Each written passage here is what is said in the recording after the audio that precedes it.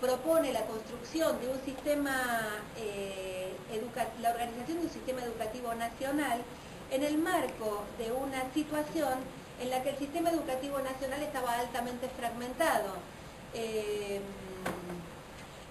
No recuerdo ahora exactamente la cantidad de títulos de escuelas secundarias, 400 no me acuerdo cuántos, ¿no? 400 no sé cuántos títulos a nivel nacional de escuelas secundarias. Uno puede decir, bueno, está bien, porque entonces, pero el tema es que no se garantiza con eso. Por un lado, la unidad y el sentido de un sistema educativo nacional. Por otro lado, la garantía de los saberes básicos que creemos que todos los chicos de nuestro país, a los cuales deben acceder. Y por otro lado, el gran problema, por ahí más operativo, pero muy importante para los propios chicos, que es el tema de la movilidad. Los chicos que pasan de una provincia a otra, o en la capital, que hay no sé cuántos títulos, no me acuerdo cuántos hay, de una escuela a otra, y no hay ningún modo de equivalencia entre lo que los chicos vienen transitando en la escuela secundaria. Entonces, las acciones, las políticas y las resoluciones que se vienen planteando apuntan a garantizar, y ahí los núcleos de aprendizaje prioritarios y las orientaciones. Pasamos hoy, y voy aquí a un poco marcar lo que se acuerda, digamos, en el marco de la ley de estas resoluciones, es que en el país nosotros debemos garantizar, en términos de los 10 años de escolaridad, cuánto, digamos, ahí hay, entre la primaria y la escuela secundaria, 12 años de escolaridad, ¿sí? Que las distintas provincias, en función de sus decisiones, pueden asumir como 6 años de escuela primaria y 6 años de escuela secundaria, o 7 años de escuela primaria y 5 años de escuela secundaria. Este es un primer planteo de uniformidad. Digo, estamos viniendo de una ley federal que, digamos, hizo de implosionó en la escuela secundaria, variando las diversas estructuras. Entonces, primer acuerdo para darle unidad al sistema es la duración de la escuela secundaria. Dos modelos posibles, 5 años o 6 años. Con la opción de un año más para lo que es la modalidad de escuela de la educación técnica, de lo que es la educación técnico-profesional. En relación a las titulaciones, el acuerdo es, todo el país puede optar por 4 modalidades de escuela secundaria. Lo que es la escuela secundaria orientada, lo que nosotros podríamos hoy denominar el bachillerato, de hecho se vuelve, digamos, y se unifica en el título de bachiller. En este caso la escuela secundaria tiene orientaciones, que ahora en la próxima filmina les presento. La escuela secundaria con modalidad técnico-profesional, la vieja escuela técnica, digamos, con todas sus orientaciones.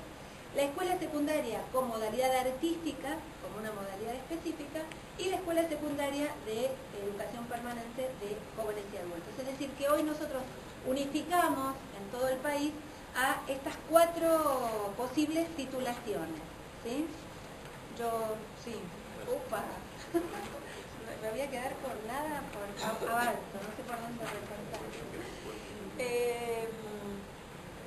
La organización de la escuela secundaria está hecha en 2 ciclos, un ciclo básico y un ciclo orientado, según si sea de 6 o de 5, digamos el ciclo básico de 3 años y de 2, y 2 campos de formación. El campo de la formación general, que tiene un núcleo acordado de saberes básicos para todas las modalidades, y un campo de formación específica que está ligado a la orientación que se elija. No sé cómo voy a hacer por ir tan rápido. La detuve demasiado rápido. Aquí están planteadas las orientaciones para lo que es la escuela secundaria orientada. No las leo, pero digamos había acordadas originalmente 10 orientaciones, luego de la fuerte disputa en la Ciudad de Buenos Aires el año pasado en relación a las orientaciones y cómo hacía la Ciudad de Buenos Aires el pasaje de todas sus no sé cuántas orientaciones a estas 10, se incluyeron 3 orientaciones más. Los acuerdos federales permiten que las orientaciones se revisen periódicamente, es decir, habilitan a que haya una actualización y una revisión periódica en relación a estas orientaciones. En este momento entonces las orientaciones son 13 para el secundario orientado.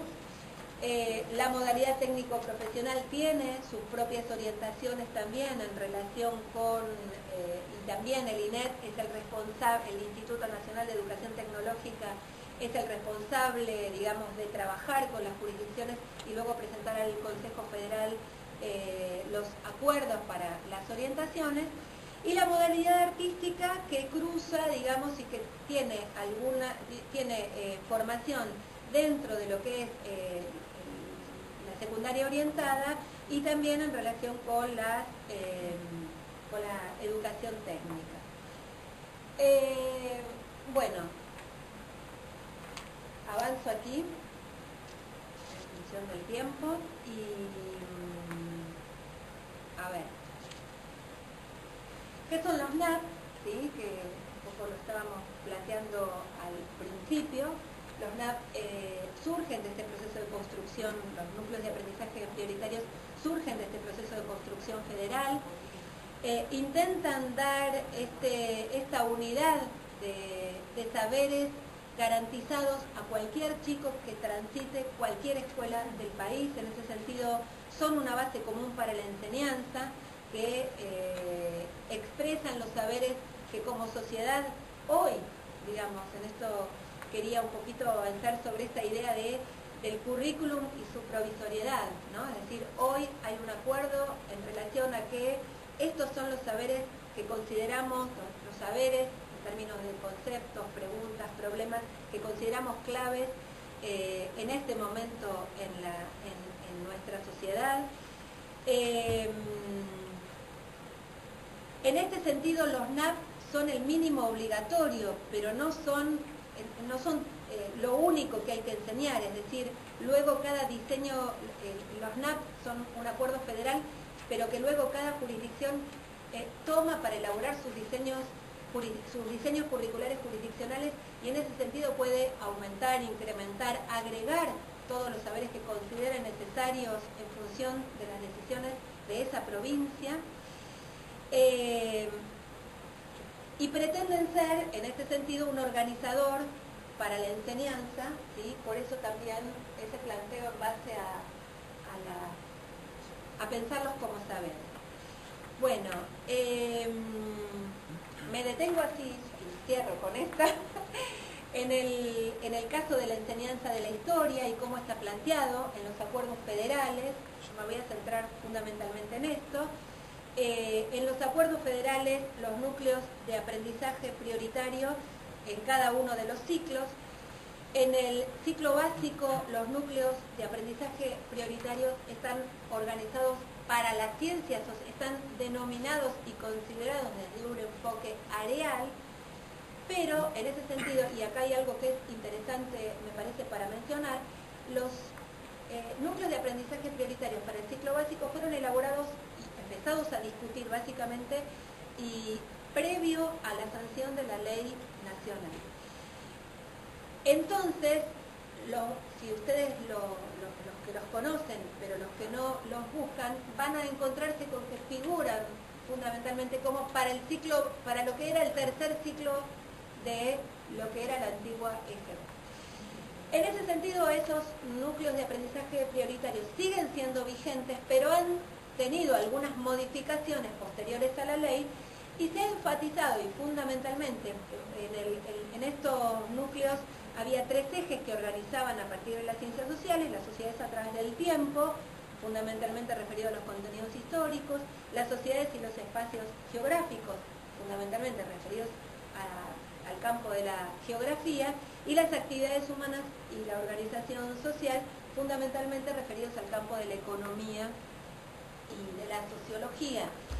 pero la resolución 84 ya hace una indicación específica para que, puesto este ciclo básico en la escuela secundaria, se vaya garantizando la presencia disciplinar, aunque se sostenga una concepción más integrada de la enseñanza, pero la indicación es que se vaya garantizando la presencia de lo disciplinar ya en el ciclo básico.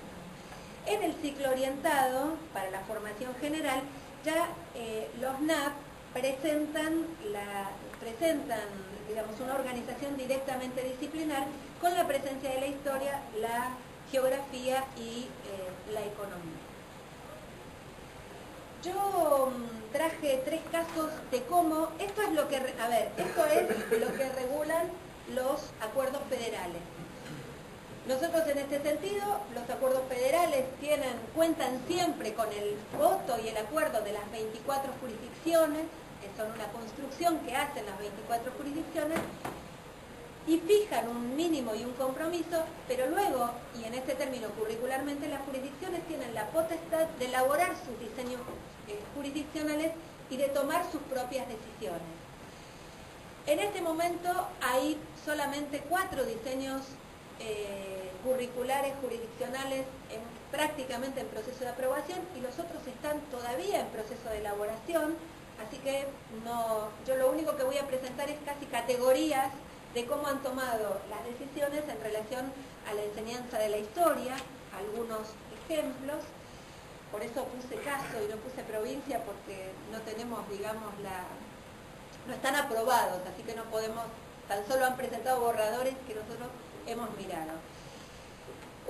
Un caso, por ejemplo, es un caso en el que se incluye la materia historia. Este caso es un caso de 6 años de escuela secundaria, de 6 años de escolaridad, en donde está la materia historia en los 3 años del ciclo básico, y solo en algunos casos de las orientaciones, ¿sí? Solo en algunos casos se incluye una materia 4, una historia 4, ¿sí?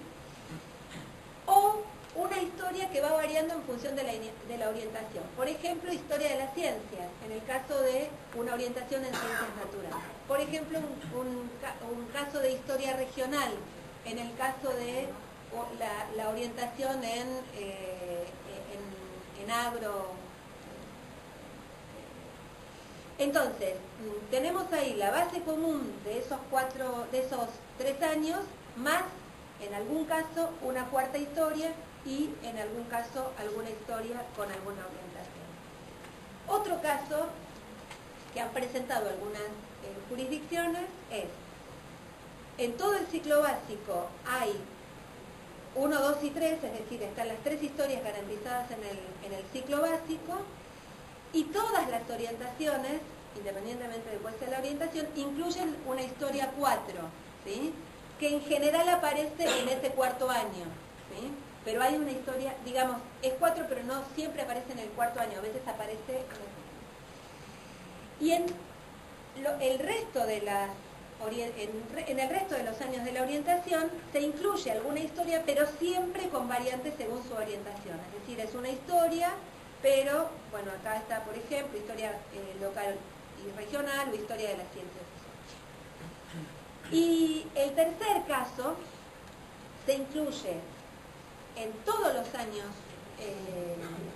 este lo puedo decir porque es uno de los aprobados justamente, que es el caso de Entre Ríos, se incluye historia en todos los años de la escuela secundaria, tanto en el básico como en el orientado.